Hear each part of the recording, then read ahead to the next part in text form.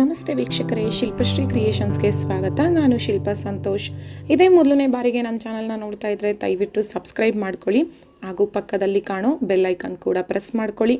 ಆಗ ನಾನು ಹೊಸದಾಗಿ ಅಪ್ಲೋಡ್ ಮಾಡುವಂಥ ವಿಡಿಯೋ ನೋಟಿಫಿಕೇಷನ್ಸು ನಿಮಗೆ ಮೊದಲು ಬಂದು ತಲುಪುತ್ತೆ.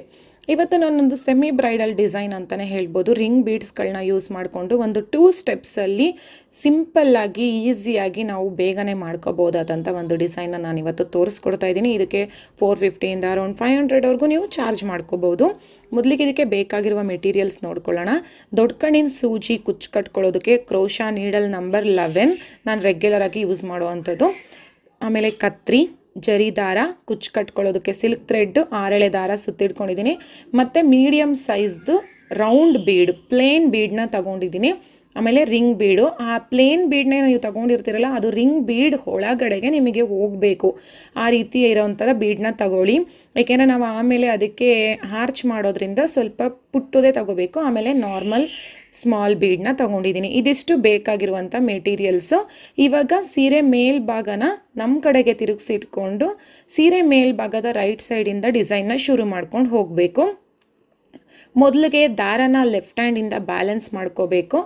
ಆ ನಂತರ ನೋಡಿ, ನಾನಿಲ್ಲಿ ದಾರದ ತುದಿಗೆ ಗಂಟು ಹಾಕ್ಕೊಳ್ಳಲ್ಲ. ತುಂಬ ಜನ ಗಂಟು ಹಾಕಿ ಮಾಡ್ಕೋತಾರೆ. ತುಂಬ ಜನ ಡೈರೆಕ್ಟಾಗಿ ಸ್ಯಾರಿಗೆ ಗಂಟು ಹಾಕ್ಕೊಳ್ತಾರೆ. ಬಟ್ ನಾವು ಸ್ಯಾರಿಗೆ ಗಂಟು ಹಾಕ್ಕೊಳ್ಳೋದ್ರಿಂದ ಡೈರೆಕ್ಟಾಗಿ ನಮಗೆ ಅದು ಥ್ರೆಡ್ಡು ಬಿಚ್ಚೋಗುತ್ತೆ ಅನ್ನೋ ಚಾನ್ಸಸ್ಸೇ ಇರೋದಿಲ್ಲ. ಹಾಗಾಗಿ ಆದಷ್ಟು ಈ ರೀತಿ ಸ್ಯಾರಿಗೆ ಗಂಟು ಹಾಕ್ಕೊಳ್ಳಿ. ಸೊ ಅದನ್ನು ನೀವು ಕೊನೆಗಡೆಗೆ ಕುಚ್ಚು ಒಳಗಡೆಗೆ ಸೇರಿಸ್ಕೊಂಡು ಕಟ್ಕೊಂಡ್ಬಿಡ್ಬೋದು. ಗ್ಲೂ ಹಾಕಿ ನಾವು ಪೇಸ್ಟ್ ಮಾಡಬೇಕು ಅನ್ನೋದಿರಲ್ಲ. ಏಕೆಂದರೆ ಆ ಗಮ್ ಯಾವಾಗ ಬಿಚ್ಚೋಗುತ್ತೆ ಅನ್ನೋದು ಗೊತ್ತಿಲ್ಲ. ಆವಾಗ ಕುಚ್ಚುಗೆ ಎಫೆಕ್ಟ್ ಆಗ್ಬೋದು ಅಂದ್ಬಿಟ್ಟು ನಾನು ಡೈರೆಕ್ಟಾಗಿ ಈ ರೀತಿ ಗಂಟು ಹಾಕ್ಕೊಂಡು ಕುಚ್ಚು ಒಳಗಡೆ ಸೇರಿಸ್ಕೊಬಿಡ್ತೀನಿ ಈ ದಾರನ ಕೊನೆಯಲ್ಲಿ. ಅದಾದಮೇಲೆ ನೋಡಿ, ಒಂದು ಹಾಫ್ ಕ್ರೋಶೆಟ್ನ ಮಾಡ್ಕೋಬೇಕು. ಆಮೇಲೆ ಹಾಫ್ ಕ್ರೋಶೆಟ್ ಆದಮೇಲೆ 5 ಚೈನ್ಗಳನ್ನ ಹಾಕ್ಕೋಬೇಕು. 5 ಚೈನ್ ಹಾಕಿಬಿಟ್ಟು ಅದು ಎಲ್ಲಿಗೆ ಬರುತ್ತೆ ಅಂತ ನೋಡಿಕೊಂಡು ಸರಿಯಾಗಿ ಕರೆಕ್ಟಾಗಿ ನೀಡಲ್ನ ಸ್ಟ್ರೈಟಾಗಿ ಇಟ್ಕೊಂಡು ಅಲ್ಲಿಗೆ ಲಾಕ್ ಮಾಡ್ಕೊಳ್ಳಿ. ಆದಷ್ಟು ನಾವು ಫಸ್ಟು ಸ್ಟೆಪ್ನ ರಿಂಕಲ್ಸ್ ಬರ್ದಿರೋ ರೀತಿಯಲ್ಲಿ ಮಾಡ್ಕೊಳ್ಬೇಕು. ಮತ್ತು 5 ಚೈನ್ಗಳನ್ನ ಹಾಕ್ಕೋಬೇಕು. ಅದು ಎಲ್ಲಿಗೆ ಬರುತ್ತೆ ಅಲ್ಲಿಗೆ ಲಾಕ್ ಮಾಡಬೇಕು. ನೀವು ಎಲ್ಲಿಗೆ ಬರುತ್ತೆ ಅಲ್ಲಿಗೆ ಲಾಕ್ ಮಾಡುವಾಗ ಅಕಸ್ಮಾತ್ ನೀಡಲ್ನ ಸ್ಟ್ರೈಟಾಗಿ ಇಟ್ಕೊಂಡಿದ್ರು ಒಂದು ಪಾಯಿಂಟ್ ಹಿಂದೆಗೆ ಲಾಕ್ ಮಾಡ್ಕೊಂಬಿಡಿ. ನಿಮಗೆ ಯಾವುದೇ ರೀತಿಯಾದಂಥ ರಿಂಕಲ್ಸ್ ಬರೋಲ್ಲ. ಬಿಗಿನರ್ಸ್ಗಳಿಗೆ ನಾನು ಇದನ್ನೇ ಹೇಳ್ತಾ ಇರೋದು. ಏಕೆಂದರೆ ಬಿಗಿನರ್ಸ್ಗಳಿಗೆ ಸ್ವಲ್ಪ ರಿಂಕಲ್ಸ್ ಬರೋ ಚಾನ್ಸಸ್ ಇರುತ್ತೆ. ನಮಗೆ ಎಕ್ಸ್ಪರ್ಟ್ಗಳಂತ ಅಂದರೆ ಅವ್ರಿಗೆ ಗೊತ್ತಿರುತ್ತೆ ಹೇಗೆ ಮಾಡ್ಕೋಬೇಕು ರಿಂಕಲ್ಸ್ ಬರ್ದಿರೋ ರೀತಿಯಲ್ಲಿ ಅನ್ನೋದು. ಸ್ವಲ್ಪ ಹೆಂಗಾದರೂ ಬ್ಯಾಲೆನ್ಸ್ ಮಾಡಿ ಮಾಡ್ಕೊಂಡ್ಬಿಡ್ತಾರೆ. ಬಟ್ ಹೊಸದಾಗಿ ಕಲಿತಾ ಇರೋರಿಗೆ ಹೇಳ್ತಾ ಇರೋದು, ನೀವು ಒಂದು ಪಾಯಿಂಟಲ್ಲಿ ಹಿಂದೆಗೆ ಲಾಕ್ ಮಾಡ್ಕೊಳ್ಳಿ. 3 ಬಾರಿ 5 ಚೈನ್ ಗ್ಯಾಪ್ನ ಮಾಡ್ಕೊಳ್ಬೇಕು. ಅದಾದಮೇಲೆ ನೋಡಿ, ಈ ರೀತಿ ರಿಂಗ್ ಬೀಡ್ ಒಳಗಡೆಗೆ ಮೀಡಿಯಮ್ ಸೈಜ್ದು ರೌಂಡ್ ಬೀಡನ್ನ ಹಾಕ್ಕೊಂಡು ಸೀರೆಗೆ ನಾವು ಲಾಕ್ ಮಾಡ್ಕೊಳ್ಬೇಕಾಗುತ್ತೆ. ದಾರದ ಒಳಗಡೆ ಹಾಕಿ ದಾರನ ಲಾಕ್ ಮಾಡಿ, ಮೊದಲು ಬೀಡ್ಸ್ನ ಲಾಕ್ ಮಾಡಿಬಿಟ್ಟು ಆ ನಂತರ ಸೀರೆಗೆ ಲಾಕ್ ಮಾಡ್ಕೊಳ್ಳಿ. ಎಲ್ಲಿಗೆ ಬರುತ್ತೆ ಅಲ್ಲಿಗೆ ಬೀಡನ್ನ ಲಾಕ್ ಮಾಡಿ ಸೀರೆಗೆ ಲಾಕ್ ಮಾಡ್ಕೊಳ್ಬೇಕು. ಅದಾದಮೇಲೆ ಮತ್ತೆ 5 ಚೈನ್ ಹಾಕ್ಕೊಳ್ಬೇಕು. 5 ಚೈನ್ ಗ್ಯಾಪು ನೋಡಿ ಇವಾಗ 5 ಟೈಮ್ಸ್ ಬರಬೇಕು ನಮಗೆ. ಇಲ್ಲಿ 5 ಚೈನ್ ಗ್ಯಾಪು 5 ಟೈಮ್ಸ್ ಬರಬೇಕು. ಸ್ಟಾರ್ಟಿಂಗಲ್ಲಿ 5 ಚೈನ್ ಗ್ಯಾಪು 3 ಟೈಮ್ಸ್ ಬರುತ್ತೆ.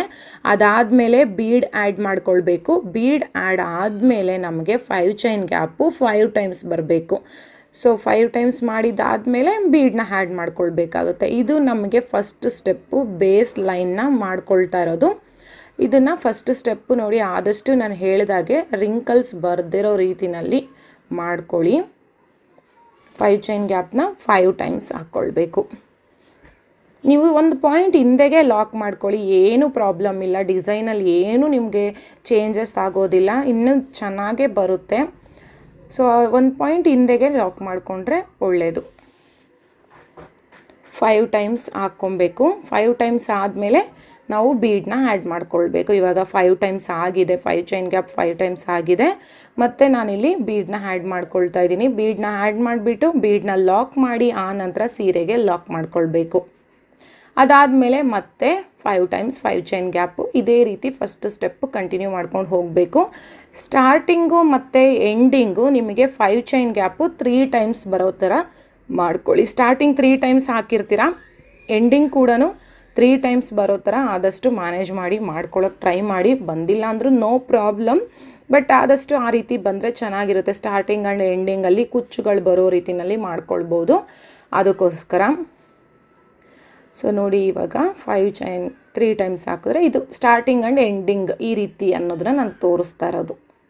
ಸ್ಟಾರ್ಟಿಂಗು 3 ಚೈನ್ ಗ್ಯಾಪ್ 3 ಟೈಮ್ಸ್ ಬರಬೇಕು, 5 ಚೈನ್ ಗ್ಯಾಪು, ಎಂಡಿಂಗು ಕೂಡ 3 ಟೈಮ್ಸ್ ಬರಬೇಕು, ಮಿಡಲಲ್ಲಿ 5 ಚೈನ್ ಗ್ಯಾಪು 5 ಟೈಮ್ಸ್ ಬರಬೇಕು.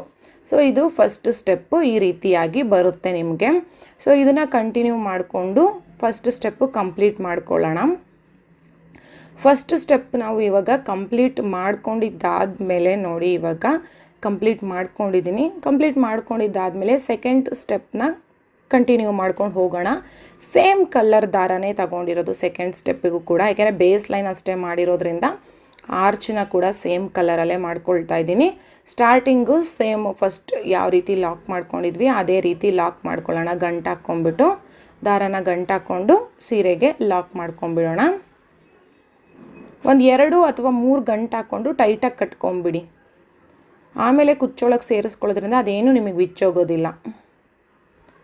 ಈ ರೀತಿ 2 ಗಂಟು ಹಾಕ್ಕೊಂಡು ಕಟ್ಕೊಳ್ತಾ ಇದ್ದೀನಿ. ಕಟ್ಕೊಂಡಿದ್ದಾದಮೇಲೆ ಅಲ್ಲೇ ಒಂದು ಲಾಕ್ನ ಮಾಡ್ಕೊಳ್ಬೇಕು. ಗಂಟು ಹಾಕ್ಕೊಂಡು ಕಟ್ಕೊಂಡಿದ್ದಾದಮೇಲೆ ಒಂದು ಲಾಕ್ ಅಥವಾ ಹಾಫ್ ಕ್ರೋಶೆಟ್ ಆ ರೀತಿ ಮಾಡ್ಕೊಳ್ಬೇಕು.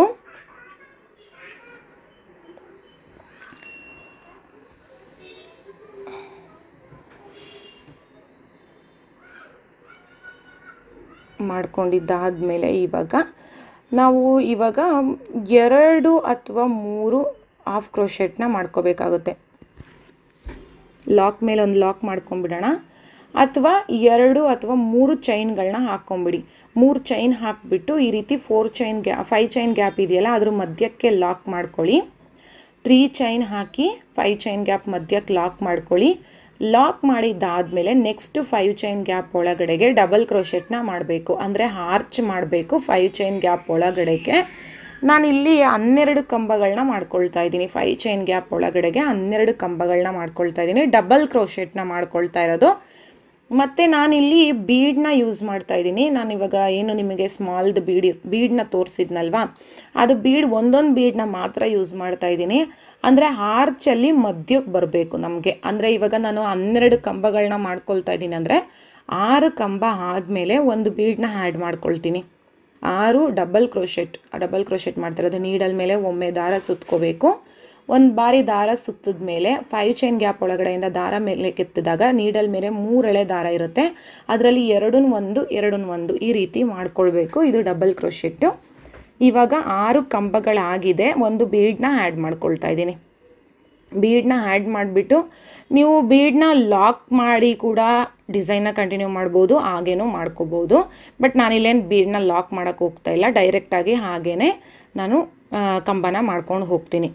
ಇಲ್ಲೂ ಕೂಡ ಅಷ್ಟೇ. ಇವಾಗ 6 ಕಂಬ ಆದಮೇಲೆ ಬೀಡನ್ನ ಆ್ಯಡ್ ಮಾಡಿದ್ವಿ ಅಲ್ಲ, ಇವಾಗ 6 ಕಂಬಗಳನ್ನ ಮಾಡ್ಕೋಬೇಕು. ಹಾಗೇನು ಟೋಟಲ್ ಆಗಿ 5 ಚೈನ್ ಗ್ಯಾಪ್ ಒಳಗಡೆಗೆ 12 ಕಂಬಗಳು. ನೀವು ಎಷ್ಟೇ ಹಾಕ್ಕೊಂಡ್ರು 10 ಹಾಕ್ಕೊಂಡ್ರು 12 ಹಾಕ್ಕೊಳ್ಳಿ, ಒಟ್ಟಿನಲ್ಲಿ ಈಕ್ವಲ್ ಆಗಿ ಬರಬೇಕು ಎರಡೂ ಕಡೆಗೂ. ಆ ರೀತಿ ಮಾಡ್ಕೋಬೇಕು, ಸಮ ಸಂಖ್ಯೆನಲ್ಲಿ ಮಾಡ್ಕೊಳ್ಬೇಕು. ಇವಾಗ 12 ಆದಮೇಲೆ ನೆಕ್ಸ್ಟ್ 5 ಚೈನ್ ಗ್ಯಾಪ್ ಮಧ್ಯಕ್ಕೆ ಲಾಕ್ ಮಾಡಿಕೊಂಡೆ. ಲಾಕ್ ಮಾಡೋದಾದಮೇಲೆ ಇವಾಗ ನೆಕ್ಸ್ಟು ಬೀಡ್ ಇದೆಯಲ್ಲ, ರಿಂಗ್ ಬೀಡ್ಗೆ ನಾವು ಆರ್ಚ್ನ ಮಾಡಬೇಕು.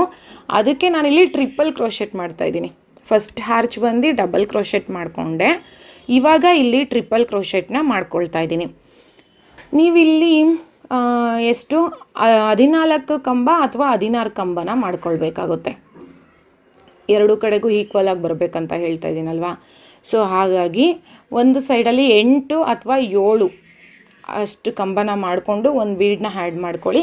ಆಮೇಲೆ ನೀವು ಎಷ್ಟು ಕಂಬ ಹಾಕ್ತೀರಾ ರೈಟ್ ಸೈಡಲ್ಲಿ ಅಷ್ಟೇ ಕಂಬನ ಲೆಫ್ಟ್ ಸೈಡಿಗೆ ಹಾಕ್ಕೊಳ್ಳಿ.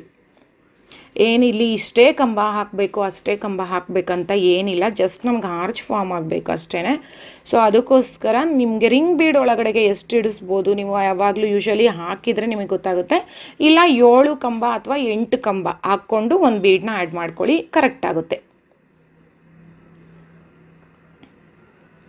7 ನಾನಿಲ್ಲಿ 7 ಕಂಬ ಹಾಕ್ಕೊಂಡು ಒಂದು ಬೀಡನ್ನ ಆ್ಯಡ್ ಮಾಡಿಕೊಂಡು ಮತ್ತೆ 7 ಕಂಬಗಳನ್ನ ಮಾಡ್ಕೊಳ್ತಾ ಇದ್ದೀನಿ.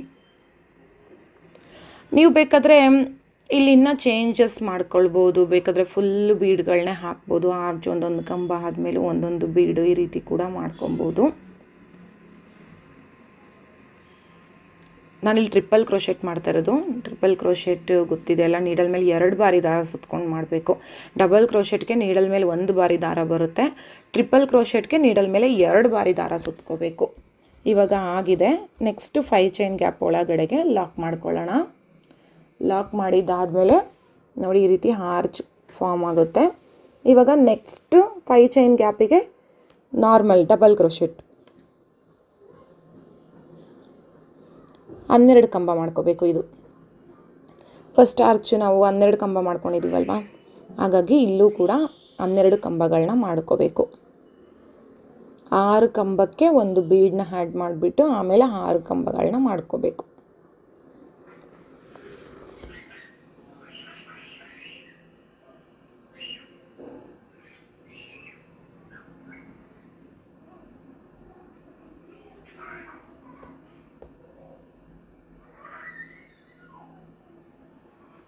ಹನ್ನೆರಡು ಕಂಬಗಳನ್ನ ಮಾಡ್ಕೊಳ್ಬೇಕು. ಮಾಡ್ಕೊಂಡಿದ್ದಾದಮೇಲೆ ನೆಕ್ಸ್ಟು 5 ಚೈನ್ ಗ್ಯಾಪ್ ಒಳಗಡೆಗೆ ಲಾಕ್ ಮಾಡ್ಕೊಳ್ಬೇಕು.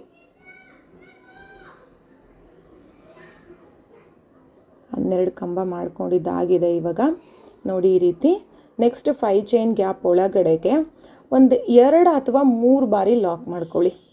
ಯಾಕೆಂದರೆ ನಾವು ಕುಚ್ಚು ಕಟ್ಟಬೇಕಲ್ವಾ, ಸೊ ಹಾಗಾಗಿ ಸ್ವಲ್ಪ ಸ್ಪೇಸ್ ಬೇಕು ನಮಗೆ. ಸೊ ಹಾಗಾಗಿ ನೀವು 2 ಇಲ್ಲ 3 ಬಾರಿ ಲಾಕ್ ಮಾಡ್ಕೊಳ್ಳಿ. ಆವಾಗ ನಿಮಗೆ ಕುಚ್ಚು ಕಟ್ಕೊಳ್ಳೋದಕ್ಕೆ ಒಂದು ಸ್ಪೇಸ್ ಬಂದಂಗೆ ಆಗುತ್ತೆ. ಇದೇ ರೀತಿ ಕಂಟಿನ್ಯೂ ಮಾಡ್ಕೊಂಡು ಹೋಗಬೇಕು. ನೋಡಿ ನಾನಿವಾಗ ನೆಕ್ಸ್ಟು ಫುಲ್ಲಾಗಿ ಮಾಡ್ಕೊಂಡಿದ್ದನ್ನು ನಿಮಗೆ ತೋರಿಸ್ತಾ ಇದ್ದೇನೆ. ಆರ್ಚ್ಗಳು ಯಾವ ರೀತಿ ಬಂದಿದೆ ಅಂದ್ಬಿಟ್ಟು. ಆ ರಿಂಗ್ ಬೀಡಿಗೆ ನಾವು ಟ್ರಿಪಲ್ ಕ್ರೋಶೆಟ್ ಮಾಡಿರೋದು ಸ್ವಲ್ಪ ಲೈಟಾಗಿ ಅದು ಫೋಲ್ಡ್ ಆಗುತ್ತೆ, ಏಕೆಂದರೆ ಅದು ಸ್ವಲ್ಪ ಸ್ಟಾರ್ಟಿಂಗ್ ಹಂಗೇ ಅನಿಸುತ್ತೆ. ನೀವು ಬೇಕಾದರೆ ಇನ್ನೂ ಒಂದು 2-3 ಎಕ್ಸ್ಟ್ರಾ ಕಂಬಗಳನ್ನ ಆ್ಯಡ್ ಮಾಡ್ಕೊಳ್ಳಿ. ಇದಕ್ಕೆ 167 ದಾರದಿಂದ ಕುಚ್ಚುಗಳನ್ನ ಕಟ್ಕೊಂಡಿದ್ದೀನಿ. 3 ಆರ್ಚ್ಗೆ 1 ಕುಚ್ಚು ಬರುತ್ತೆ, ಅದರ ಆಪೋಸಿಟ್ ಕಲರ್ ಥ್ರೆಡ್ಡಿಂದ. ನೋಡಿದ್ರಲ್ಲ ಎಷ್ಟು ಈಸಿಯಾಗಿ ಎಷ್ಟು ಸಿಂಪಲ್ಲಾಗಿ ಮಾಡ್ಕೋಬೋದು ಅಂತ. ಸೊ ಈ ಡಿಸೈನು ನಿಮಗೆ ಇಷ್ಟ ಆಗಿದೆ ಅಂತ ಅಂದ್ಕೊಳ್ತೀನಿ. ಇಷ್ಟ ಆಗಿದರೆ ದಯವಿಟ್ಟು ಲೈಕ್ ಮಾಡಿ, ಆದಷ್ಟು ನಿಮ್ಮ ಫ್ಯಾಮಿಲಿ ಫ್ರೆಂಡ್ಸ್ ಜೊತೆಗೂ ಕೂಡ ಶೇರ್ ಮಾಡ್ಕೊಳ್ಳಿ, ಮತ್ತು ಡಿಸೈನ್ ಹೇಗಿತ್ತು ಅಂತ ಕಮೆಂಟ್ ಮಾಡಲು ಮರಿಬೇಡಿ. ಹಾಗೂ ಇದೇ ಮೊದಲನೇ ಬಾರಿಗೆ ನಮ್ಮ ಚಾನಲ್ನ ನೋಡ್ತಾ ಇದ್ದರೆ ದಯವಿಟ್ಟು ಸಬ್ಸ್ಕ್ರೈಬ್ ಮಾಡ್ಕೊಳ್ಳಿ, ಹಾಗೂ ಪಕ್ಕದಲ್ಲಿ ಕಾಣೋ ಬೆಲ್ ಐಕನ್ ಕೂಡ ಪ್ರೆಸ್ ಮಾಡಲು ಮರಿಬೇಡಿ. ಆವಾಗ ನಾನು ಹೊಸದಾಗಿ ಅಪ್ಲೋಡ್ ಮಾಡುವಂಥ ವಿಡಿಯೋ ನೋಟಿಫಿಕೇಷನ್ಸು ನಿಮಗೆ ಮೊದಲು ಬಂದು ತಲುಪುತ್ತೆ. ಹಾಗೂ ಈ ವಿಡಿಯೋ ನೋಡಿದ್ದಕ್ಕಾಗಿ ತುಂಬ ಧನ್ಯವಾದಗಳು.